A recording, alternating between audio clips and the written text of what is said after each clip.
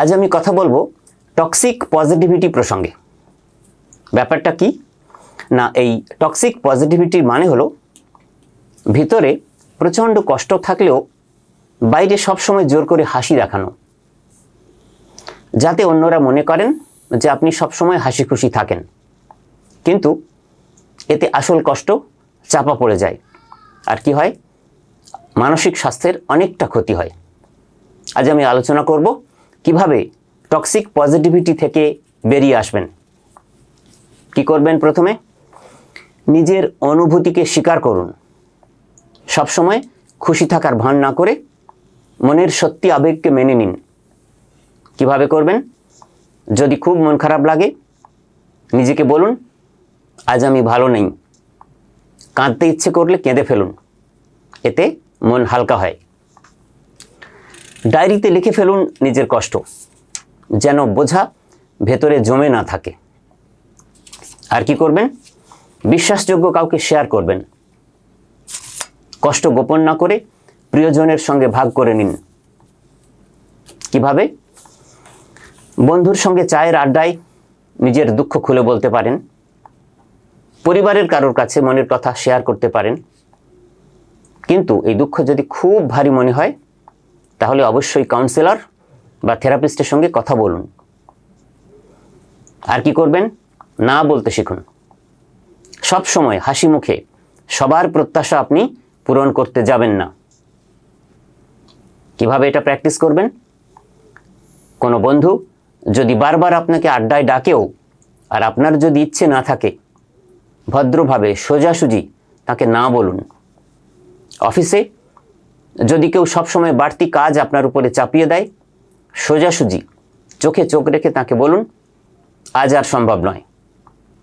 নিজের শরীর মনের সীমা আপনাকে মেনে চলতে হবে।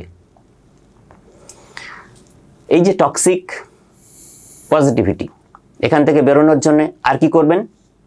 নেগেটিভ আবেগকে স্বাস্থ্যকর পথে প্রকাশ করবেন। আপনার রাগ, দুঃখ, কষ্ট এসবকে লুকিয়ে রাখবেন না।